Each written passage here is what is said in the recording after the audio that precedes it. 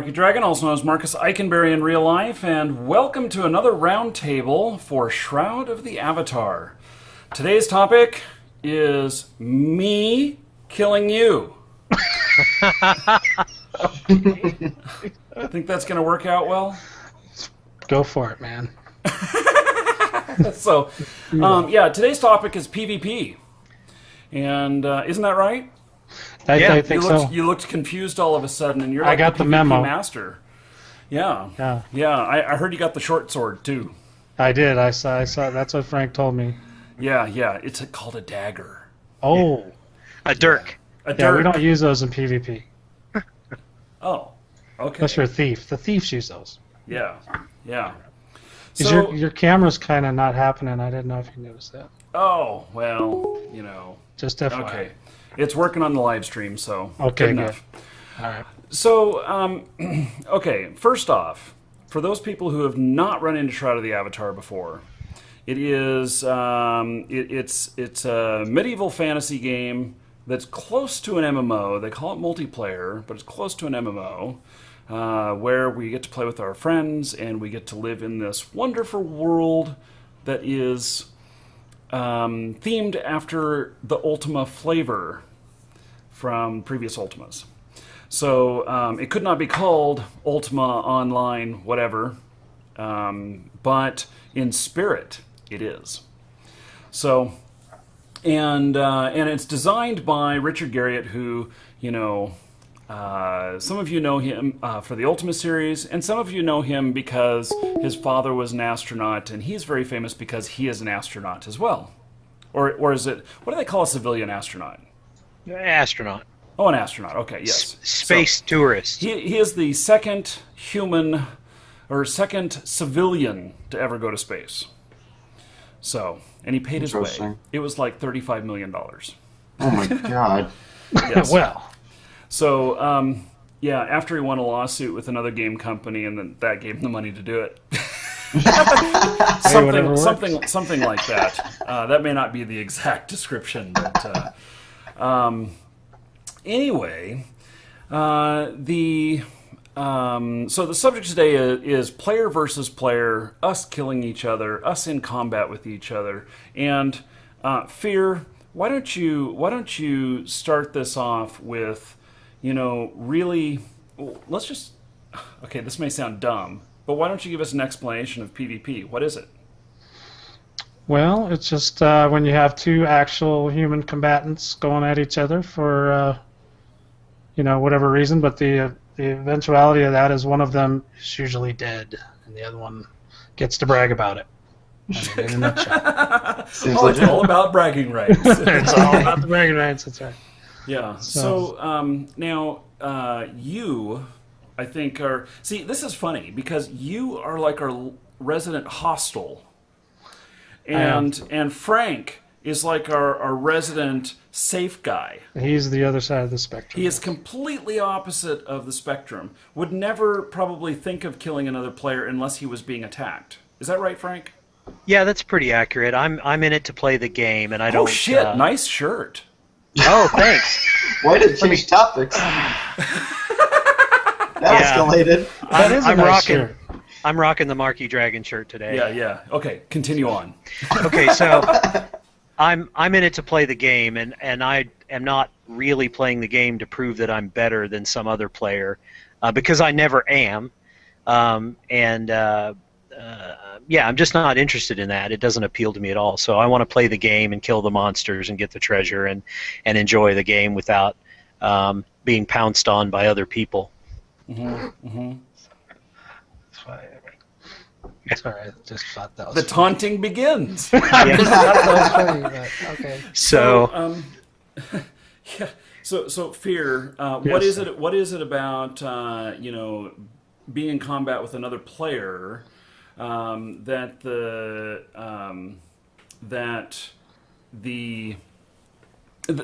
thrills you? Why do you want to do this? I guess, to be honest, it's not about that I always just want to fight. I just like that I can anytime I want. I mean, I like the freedom to, if somebody's torquing me off, I can attack them, or I can have my friends attack them, or whatever the eventuality must be is. If it's an alliance, or whether you're protecting your homies or whatever it is, there's that.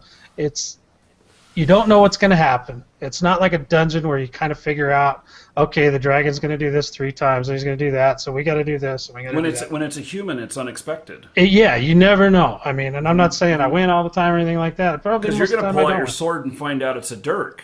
Yeah, and then I find out I got the dagger. I forgot the wrong. I've done that.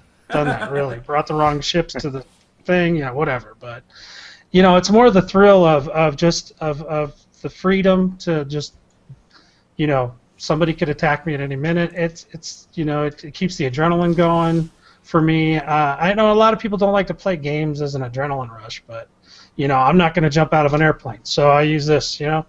It's I don't know. And like I said, it's not always about to win for a lot of PvPers either. It's just to, you kind of get a little bit of power when you can, take over an entire alliance, take over a city, things like that. It's a different kind of thing, where we don't get as much enjoyment, say, fighting the AI, because to us that's like the beginner stage. You do the AI for a while and you're like, okay, I can whip that guy.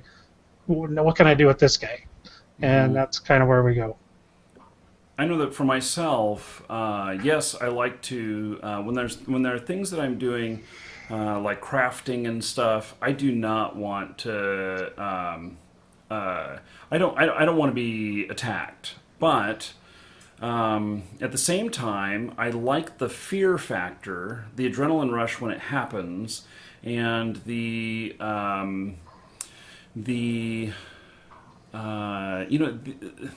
oh shit, let's run. Yeah, the run. Yeah, and so that's one thing for me, but also it's about the feeling of accomplishment when I outsmart them by running away, Exactly. or I turn around and I pull out this big ass weapon that they weren't expecting and I take them out, or the fact that it is a better competition than any computer AI could ever give me. That's PvP in a nutshell. I mean. You never know if Frank might whip out that big sword, and PKs run too. We didn't always, we weren't always the aggressors. I mean, we might start out that way, but if there's another, they had alliances that were against what we believed in, and they would come get us. But sometimes we had to run. We didn't want to. Sometimes we had to run. So Frank, you've been actually like studying this and looking at what people are saying about PvP. And what is it that you're seeing and hearing? Okay, well, because Shroud of the Avatar is selective multiplayer, I see people that want to force to allow non-player versus player people to appear in their shard, or whatever you want to call it, so that they can have this challenge of attacking people. And then there are other people who are only interested in fighting other people who are interested in PvP, consensual only. And some people are interested, they only consider it PvP if it's more or less a duel between 2 evenly matched opponents. And to other people, PvP is getting their guilds together and having guild wars and fighting over territory or a castle. So PvP seems to mean so many different things. And on the forums, even the people who are PvP argue with people who are PvE, but they also fight with themselves. So where do you draw the line? Where is if you make an arena where people of similar levels can engage in battle, will that satisfy the most people? Or do you have to have some resource out there that's in a contested area, and you can either go PvP and fight for the resource, or you just don't get it? Or that's the kind of thing I see on the forums. So I don't I plan to play either just solo or with my friends, and I usually don't fight with my friends. So, does that mean that I won't be able to go to the contested areas and get whatever resources there? Mm-hmm. Yeah, or there's something really interesting about how they're doing the interaction between players. Because a lot of this has to do with the players that we're going to see are people like who are our Facebook friends and that follow us on Twitter, and that these different social things, or we're business associates through LinkedIn, and the what's going to happen when I know Fear and Fear keeps coming and killing me, and we keep appearing at the same areas because we're friends in real life, right? And will we be friends in real life after that? I've thrown some people off my friends list for messing with me too much. Yeah. Well, I just wonder that it's going to keep placing us together because we socially say we want to interact with each other, but then I'm going to keep getting ganked. Well, that's a thing that's bothering me too, because that's a different dynamic than any other game that we're used to, where we can only see this this box of people or whatever. We're not used to that, so actually enforcing the PvP rules, no matter what they do in the game, people like Frank can just turn it all off anyway, so it doesn't matter. I mean, I don't understand how that's all going to work. Well, is Frank going to be able to turn it off? Have they said that? No, they haven't said anything. What they have said, not publicly, but I'll go ahead and out Star for telling me this, but they haven't worked. Oh, sorry. They haven't. That's all right. They haven't worked out all the PvP or any of the PvP rules. They're going to work on that later this month. So they really don't have anything at this point. And so people are trying to get their preference known so that when the devs start working on it, they'll start with what they want. They're $5 in. Yeah. What's interesting is that I feel like I'm kind of moderate in the middle. I like some of it. I don't like some of it. Fear is more on the hardcore end. You're more on the end of avoiding it. And so is this episode really about us making suggestions on what each of us wants, and then they have to figure out how to put that in?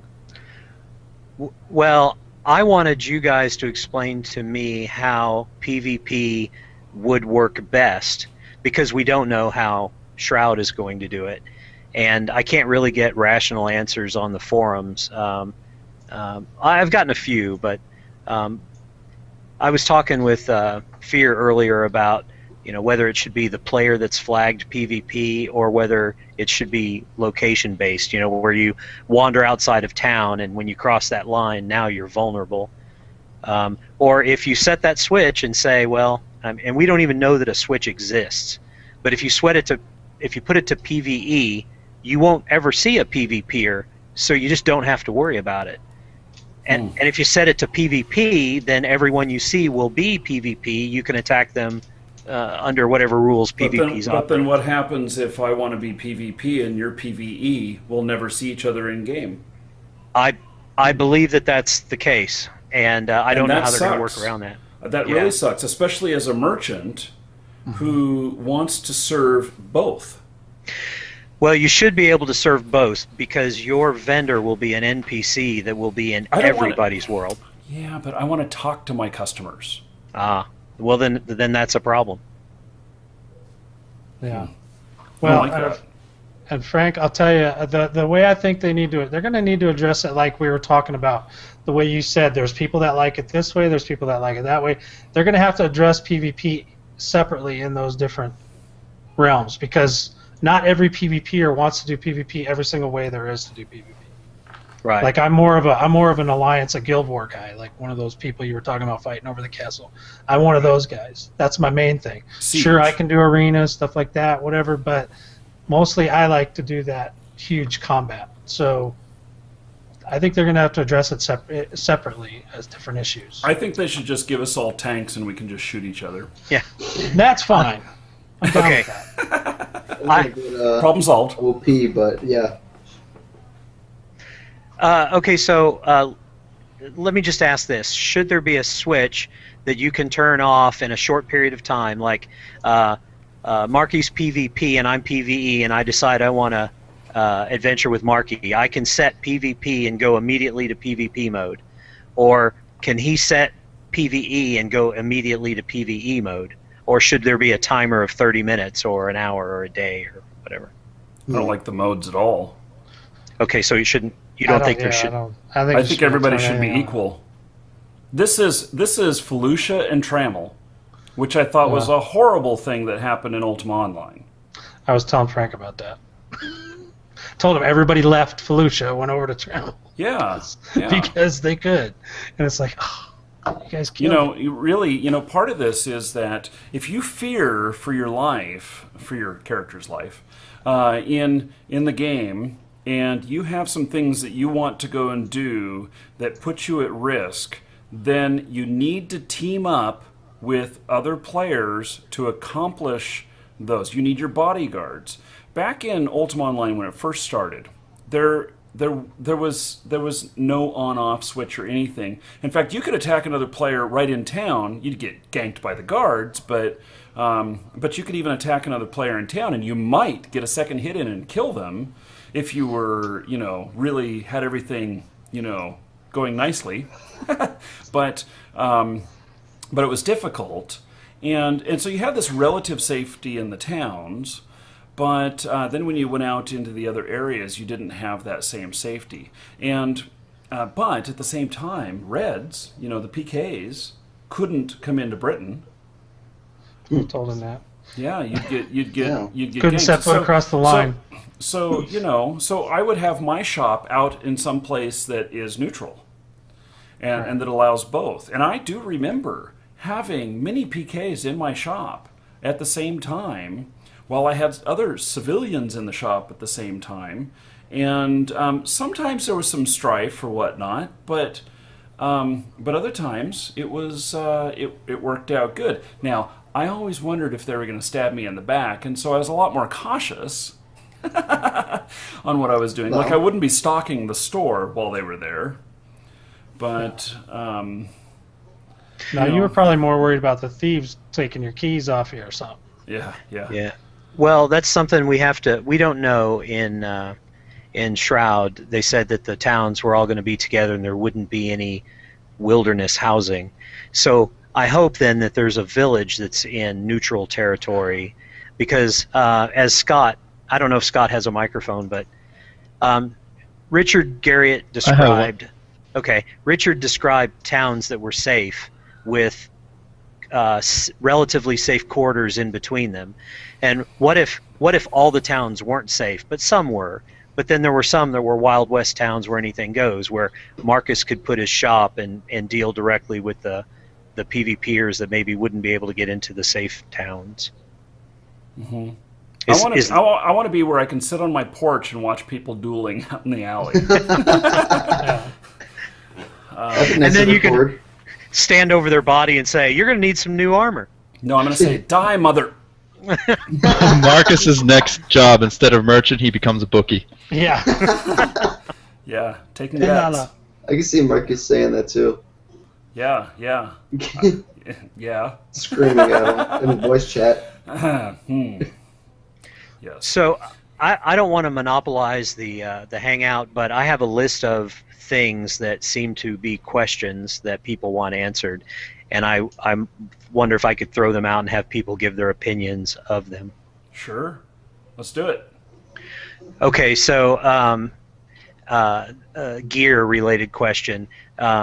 They've said, Star and Richard and maybe Chris have all said that the best armor and weapons will be manufactured by players rather than being drops, and then that should avoid people having to camp dungeons to kill a particular monster to get the special pair of pants.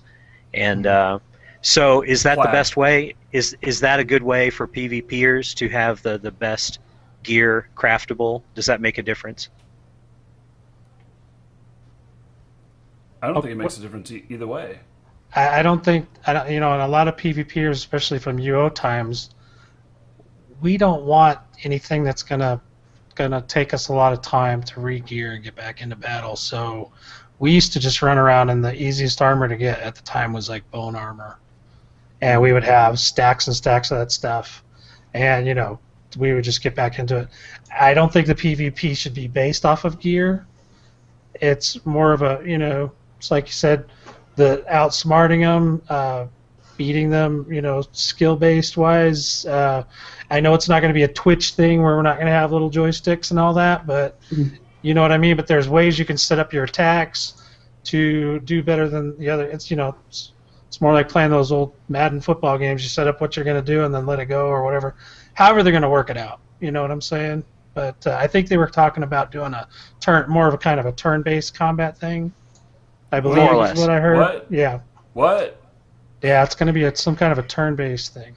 Yeah. So as a Set it up. side note, Chris described a system where you might have some basic attacks that are always there, but then your other attacks or spells or whatever will be on these runes that are rolling in and out of view. He calls it plate spinning.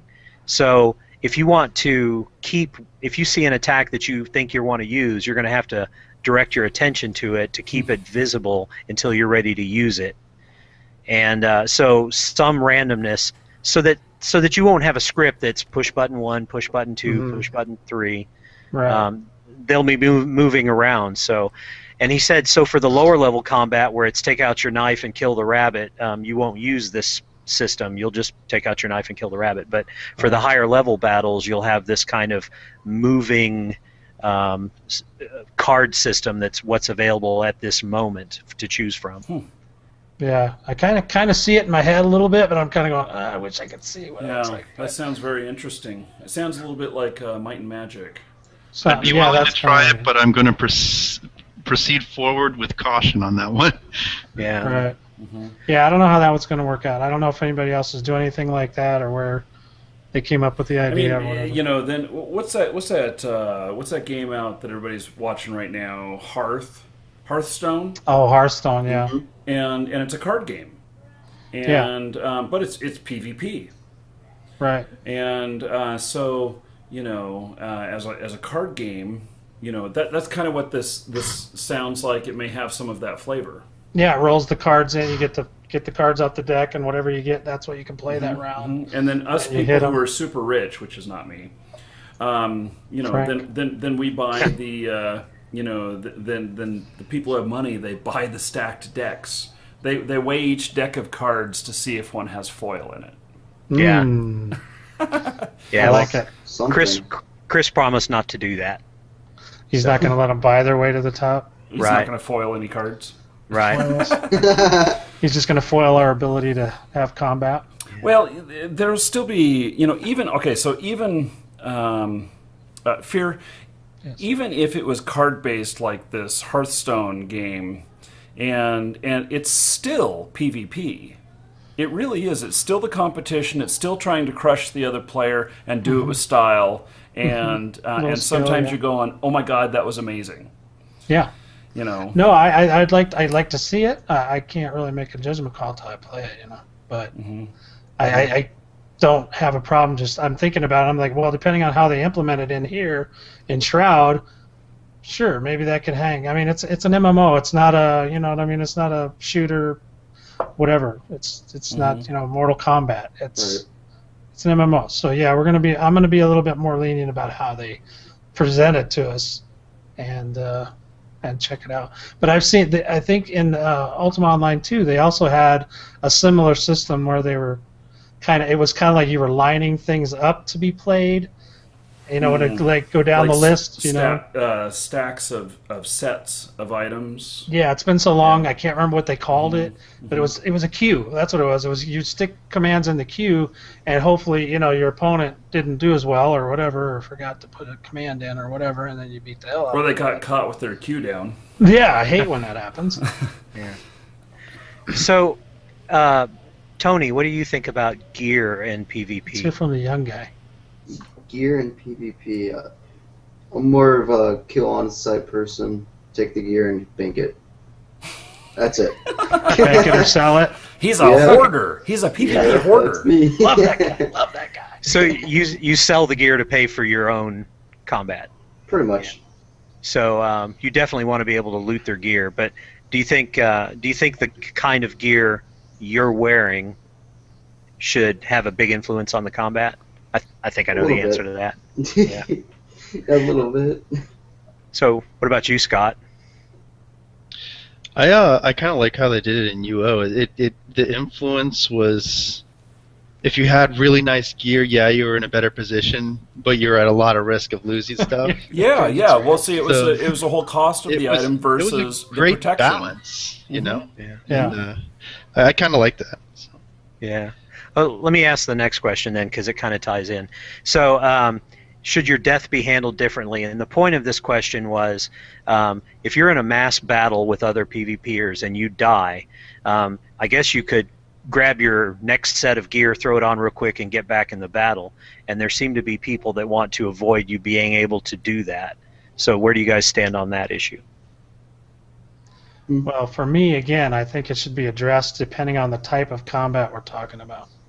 If you're in an arena, that doesn't happen. A lot of arena battles, when you die till the arena's over, or but just out in the open, and if there's a lot of healers around, whatever, you live nearby, sure, as quick as you get back to your house or wherever you got your stuff stashed, it depends on whether or not you have stuff at home or you have stuff at the bank, or whatever, in Warzy.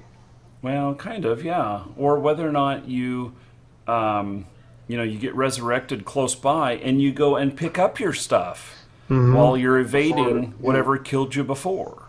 Yeah, because you got to get your stuff and run away before they kill you. If they didn't loot it, if they didn't take it. Right. So like in a guild war, where maybe you've got a guild castle and you're defending it and you get killed, so now you just respawn, run back to the castle, put your, open your chest, get your gear, and then you get right back in the battle. You think that's fine? Well, I would think you would appear in the castle if it's castle defense. If it's your castle, yeah, if you're aligned to the castle, sure. Yeah, and you would have all of your gear in there. And you would keep gear in there for the event of when you die defending the castle. And you may end up getting it back, but who knows? It seems kind of unfair to me that you can role play a battle with another person, get them down in health, respawn, run back to the base, grab your armor, and then run back in. And I guess just so long as they get their full health back. Well, if the other combatants also they could bring supplies. I mean, they could bring carts with extra sets of armor or whatnot, and have a healer on the team. And it could be that their death causes the loss of time, not necessarily other resources, and so it takes them 3 or 4 minutes to get back into the fray. Trying to while they're trying to batter down the doors or whatever. Yeah, and they may have to heal themselves and rebuff themselves and do all this preparation before they jump right back in. And they may bring healers and other druids, and they may bring supplies, all of that stuff. I mean, this is what happens in a real army. Right, exactly. They have to be prepared too. Not every single alliance is going to be prepared for all this eventualities, but if your alliance has its stuff together and they can pull it off, yay for them. All right, so then what effect should PvP have on the world? Should the world keep rolling no matter how there are guilds that are in conflict and they're warring with each other, but should that change the environment? No, I don't think it should. Somebody just brought up a really good point. Streaming Canadian says, in real armies you don't respawn. That's true. Sorry. I think that's very funny. But they don't have time. permanent death in either, so. Yeah. This is a fantasy world, so. Yeah. So I'll just use that analogy real quick. If you have 20 guys in a castle and 20 guys attacking the castle, and people die in real life, you would have to call back to the rear area to get replacements for your down men, and that would take time. Whereas in these games, it can be fairly instant. If you're rebuffing and putting on a new set of armor, that could be fairly quick. So, but I guess it's fair on all sides. So Yeah, and I mean, I don't care if they have to run to a healer or whatever to get them out for a second. Like I know Marky's mentioned respawning in the castle, but maybe if that's an issue, then you just let them go to a healer and then come back to the castle, get in, and if they can make it back in. If they can make it back in, if there's a blockade all the way around, the guys who've got the blockade, maybe they win. Or maybe they're getting attacked from the backside now. Right. Yeah. They're getting it from both sides. It's like prison at that point. Okay, don't drop the soap. Yeah. What? So they haven't talked about What? Sorry, not very Frank. many. Sorry, Frank. That's all right. I don't even remember now what I was talking about. I know that mental picture just blew everybody away. Okay. They haven't talked about how death is going to work if you're going to appear at a shrine somewhere or become a ghost right where you're standing and have to run to a healer or whatever. They haven't discussed that at all, so we don't really know. Well, I hope they're leaving the ghost thing in there because that was one of the coolest things about Ultima and Online. ghosts can be spies. Ghosts were spies. Yes. Right. And you could talk to them if you had spirit speak. That was one of the most awesome PvP things ever. That and hiding. Yeah, talk to them if you have spirit speak. Oh, do you have spirit speak? You suck! Yeah. Then you can really talk crap to them as a ghost. There was a game that did a cooldown, like Marcus suggested, but you could skip the cooldown, and the cooldown was basically you're recharging what it called your spirit. And I forget exactly what the spirit had effect on different abilities and stuff, but you would recharge your spirit, and when it got up to 100%, you would then be allowed to resurrect. But at the same time, if the battle's close, you could also skip the recharge, and you would take a stats loss in a couple of your stats. Okay, so that in Ultima Online it had that. Yeah. That was Ultima Online? Yeah, there was an instant res. But at the expense of stats, and I don't know anybody that would do it just that. described Ultima Online and didn't remember that it was Nobody Ultima Online. likes stat loss. Yeah, Nobody I does. can't think of about the only time I did that probably once or twice, and it was probably at times where my house was in jeopardy. Like I have my house deed, I'm about to place a house or whatnot. I've got the land all cleared, and I go to place a house and I get ganked. or a wolf runs up to me and attacks me or something like that. And so then I would insta-res, grab my deed, get that house placed, and then go, oh shit, it's going to take me a month to get back to where I was. Marky was a rage resurrector.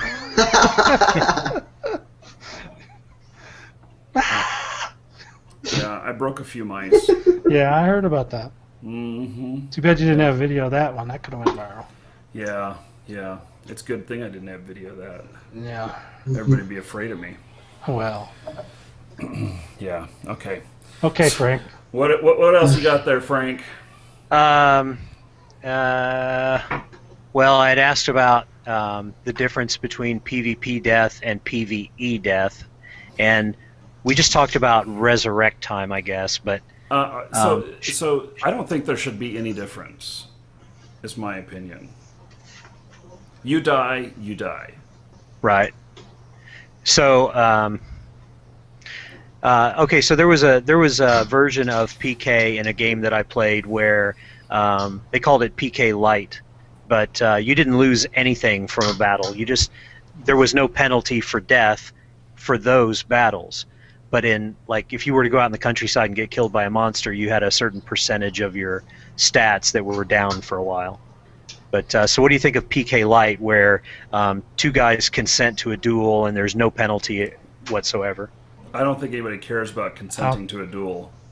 Right. I mean, that wouldn't bother anybody, I don't think. WoW does that, right? But I'm not interested in consenting to a duel. I never accept.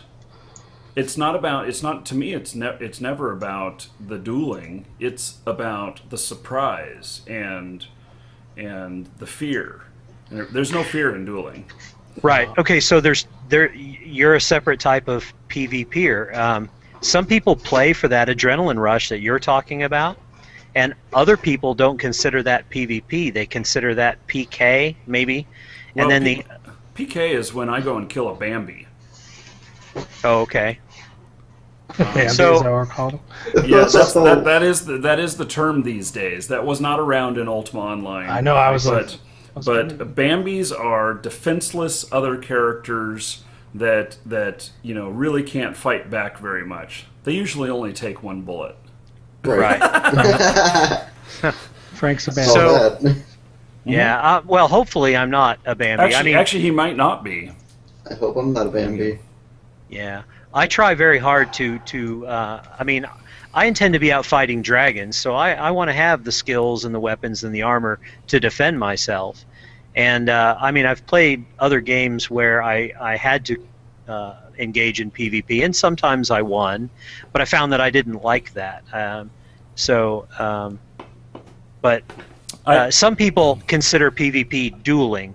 And there are games where people log in, they run to the arena, and they duel all day. Mhm. And, Yeah, and like they, in World they of don't Warcraft. they don't surprise anybody in the shower or anything like In the that. shower. That's how they base their. That's how they think they Don't won. poke me If they with can your beat- sword in the shower. Yeah, if they can Or beat the every soap. other individual player, that's how they get their rush. They think they won the game because they can, one-on-one anybody and all that. Right. Stuff. Right. So there's a leaderboard on a website somewhere, and their name is at the top, and Yeah. that's what's important. And I think death for that. Like I said, I think it could be handled separately depending on what you're doing. Yeah, well, if Death- you're out in the death- countryside or whatever, that's different. I suppose in an arena type setting that maybe you wouldn't lose anything, or that you would put up and say, here's my 1,000 gold coins to enter the duel, and the person who wins walks away with the other person's 1,000 gold coins, but they both have to Right. put it up. The whole thing of there being different type. I could see it in that consensual stuff, but in non-consensual, I want to. If I see a player in town that that might be protected or whatnot, and I know that I still can attack them and maybe get them killed, and they're wearing this diamond-plated armor that I really want. Maybe I'll work with 2 or 3 other players, so we each get one hit, and the fourth guy there, he then picks up the loot and runs off. Yeah. Or something like that. I don't. I want there to be the risk. I want to have risk of my own, and I want there to be a reward, a monetary reward. I want to go out and hunt other players and be able to get from that what I need to earn my income, instead of going out and killing, deer and skinning them and selling the skins or whatever. I see. Right. So it's more efficient for you to go out to the iron mine and someone's there picking away and they've spent an hour gathering ore, and you come up and kill them and take the ore and run back to town. That's a more efficient use of time. Maybe that's my version of mining. Yeah. Yeah, that's how we mine. Yeah, that's That's true. how we roll. That's how we roll. You're damn right. Yeah. And I totally understand, Frank, that you may find that disgusting, that you don't want to have any part of that, and so there does need to be a balance in that. But the way a lot of games have handled it, what are you doing? The way a lot of games have handle it are that the higher the risk, the higher the resource reward in that area, and whether that is that in that area you're going to lose all of your gear, whereas in a more safe area you only lose 50% or 10% or something like that, or that's where the rich resources are, and only the high level miners are out there, and they're hardcore, and they they may employ people to help defend or whatever, or they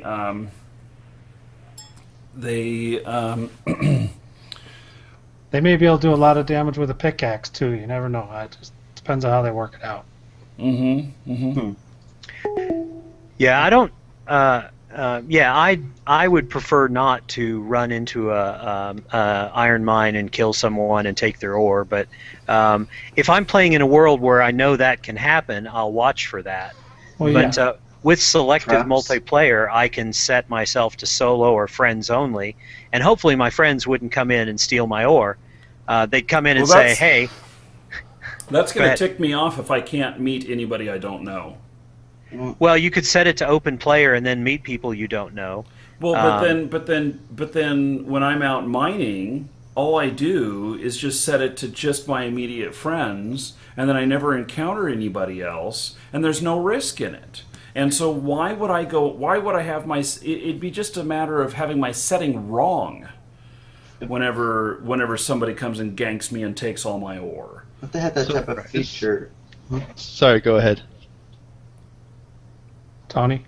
I was thinking like if it was only where you didn't have this option for your friends or yourself, you could just set up traps for other players. That's what I was suggesting. Certain mechanisms that will allow you to attack other players that you don't know that are coming. That's all I wanted to say. Okay. So what I wanted to say was, and I think I would like to get Marcus's and Frank and Fear's impressions on this, but this whole having a bar that brings you down to single player and then having a bar that takes you back, to me, this is just, I mean, like, I'm going to give it a chance, but to me, this is just like warning signs all over it. Does anybody else see how being able to take yourself out of multiplayer, reap the benefits of single player, take all that back into multiplayer, doesn't seem right. Just doesn't seem right to me. And Also- I don't know, maybe it won't work like that. Maybe each instance your player character will only have stuff in that instance. I don't know, but it sounds like they can take it back and forth into any one of them, and it just doesn't sound right to me. It just doesn't seem right.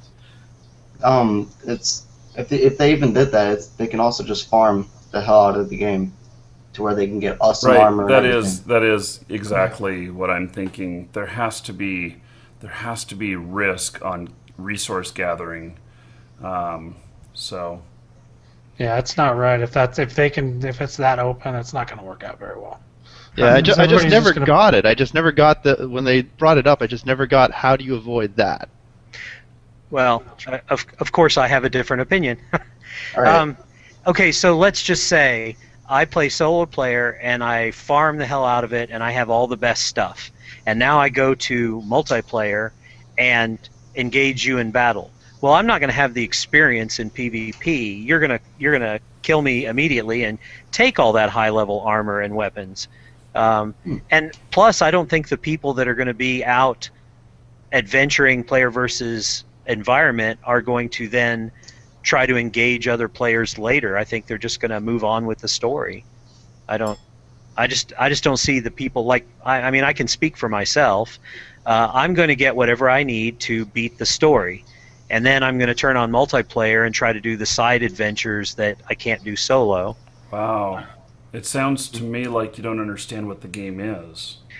Well, maybe, but I would say this game is being designed to have 3 modes. One mode is solo player, and the other modes that are multiplayer, they're talking about having to choke down certain parts of the quests so that you can only do them single player, because it's hard to balance it the other way, where multiplayers can get through and it would be fun, and then single players would not have a chance. This is complex. This is a complex yeah. issue.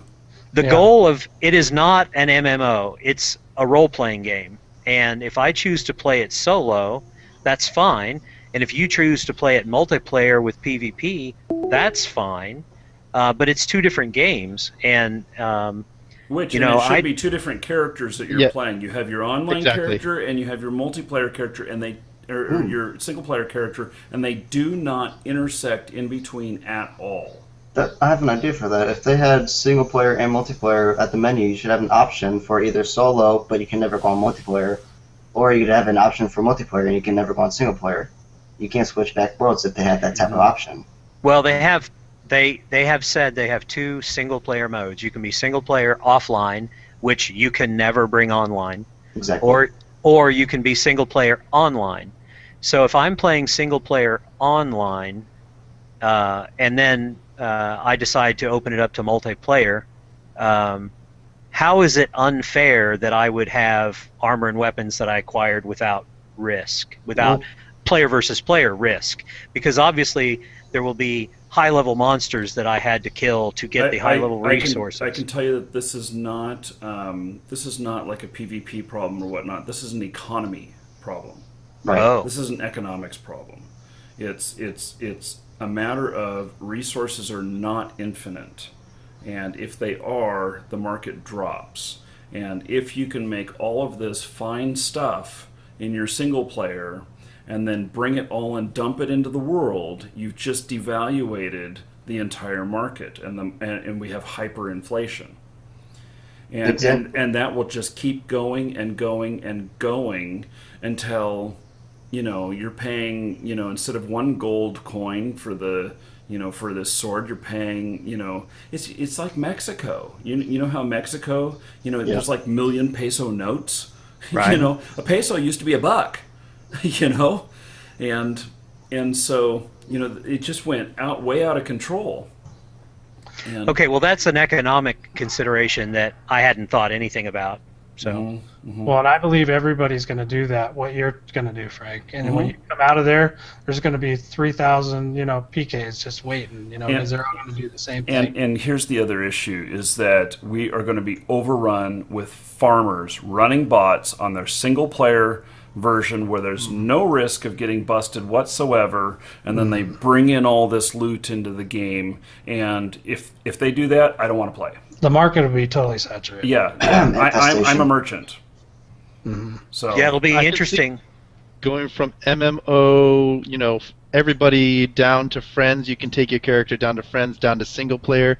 I can even see going from single player to friends. Playing, but I can't see taking it up to. I don't know. I can see taking your multiplayer to single player. Right. Going that Going route. backwards, sure. Going Back and forth, back and forth. It's a one-way trip. But it's a one-way trip and only that direction. So Well, they did say that they want everybody to have one character at the beginning of the game. Now, if I choose to play solo and then finish the storyline, and that opens up a second character slot, then I would be totally okay with them saying that solo character stays off and you use this new character slot for your multiplayer guy. I'd be okay with that. You may be able to bring your I'll be fine. character in, but your character may just have his skills. Yeah, it might and, just be and naked. not any items. Right. So then it's all about your character development, not your wealth. Right. I mean, I have even a problem with that because now you're talking about somebody who can go into maybe a I know. PvP zone Farming where farming there's characters, power level. and then I know. yeah, It's another economics issue. So anyway, we are just about out of time. We have 2 people that have joined in, and we've got Streaming Canadian and Tyler. Did you guys have anything on your mind that you wanted to bring up? Can you hear me? Yes. Yep. Yes. Fantastic. Okay, well, I'm streaming Canadian, by the way, and so Marky, I want to say, thanks for letting me be on here. Other thing I would say is you guys are talking about the ability to, just so I'm stand corrected here, is having the single player and the multiplayer not having them coincide with each other. Yeah, that's kind of what you guys are talking about right now. So there's lots of games that are actually doing that very well right now. Maybe not in the same type of genre that you guys are talking about, but Terraria is a good example where there is single player and multiplayer. You can, build and craft and all that other kind of stuff, and then jump onto multiplayer type atmosphere. I But think they do you it very leave your well. world behind. You don't take Exactly. your possessions with you. Right. You basically Right. restart. Yeah. Yeah, yeah. It's like Minecraft is the same thing. You can play it single player Sure. or multiplayer, and you know, so it's only your skill that you're bringing with you, and it's not Exactly. it's not a level on your character. It's your actual knowledge that's in your head on how to do things. On how to put the game and Yeah, everything related. And the other thing that I wanted to touch base on is what you said, Marky, about the PvP of how to do your, PvP. That you want to go out there and attack towns, and you want to be able to hunt other players. And if you hunt too many players, the way I'm looking at it, anyways, is if you hunt too many players, you might get certain different types of ranks, like it is in War Z, for example. Where if you kill too many people, I would be you known get- as in UO we were known as Dreadlords, and there was actually several different levels of that, and you wore that as a badge of honor when you hit Dread. Then everybody was like, "Ooh, don't mess with him." Yeah. So you've played You Demons Online then, eh? You demons. Okay, maybe you haven't then. Okay, yeah. So then basically what you described is what You Demons Online is actually doing with their PvP system. So you can actually attack guards if you feel you got enough balls to do so. You can go and attack them, and if you happen to kill them, fantastic. You can get their loot or whatever else it may be. But at the same sense, you can also go out and kill a bunch of players as well. But you're going to get first you're going to get white named, then you're going to get red named, then you're going to get a black name across your name. So other players, if they see a black name, they can actually kill you Absolutely, and take your loot. and get positive rep for doing so. Yeah, and I like that system. Yeah, because what was the other end? It was Lord and Lady, was the top end. Great Lord. Great Lord. Oh, And UO? I never got to Great Lord. Well, you're a pretty bad boy. So, and if I'm a Dreadlord or at the bottommost, and I decide that I want to come up out of that I've turned over a new leaf, then I can just start killing all the other people in my clan or guild or whatnot, and that are all the baddies too, and start getting my positive rep, whatnot. I don't know, work my way back up or work my way back down, whichever the case. Yeah, I don't remember what you had to do to get out of Great Lord. Until they made Felucia. Or Trammel, I mean. Yeah, that I've not played a game with that kind of reputation system, but it sounds fine. It sounds like something I hope they include in Shroud. Yeah. And it also is a great indicator that when you're looking at this other person, you're like, friendly? And you know. Oh, you know. Yeah. Yeah. I like that. Yeah, and if because in like you're talking about the colors and the name or whatnot, we used to go gray, wasn't it? You flag yourself gray or something like that. When If you kind of in an committed a in-between. crime, like especially in town or something. And then you could be attacked. Yeah. And a red could always be attacked without committing any crime. Yeah, that's the way it is with You Demons. If you know that's a bad guy, you can tell he's got a red nameplate. I mean, you might as well have a flashing neon light above his head saying, "Come and kill me." The black name is anybody, even the guards. The guards will literally hunt you down and try to kill you. Yeah. You know what I mean? I love that type of system. Yeah. Yeah, and Definitely need reputation. so in exchange for being such a badass, you have then limited yourself on your resources available Right. and where you can go and all of that stuff. Yeah, you got to be a little more more stealthy and more strategic as opposed to go balls deep when you're a newbie, or in this case a bavvy. You go in and with one of those guys, you're yourself. You're at the same. There's two different perspectives of that, right? As a black named guy, you're very stealthy and you don't want to make yourself known, but you want to make yourself known. As a babby, you want to be known, but you don't want to be known because you're going to get killed. I really like that system. Yeah. Okay, well, we are out of time today, so thank you. This has been quite a great discussion. Frank, I want to ask you one last question. Did you Sure. have a lot more questions on the list there? No, not really. No? Okay.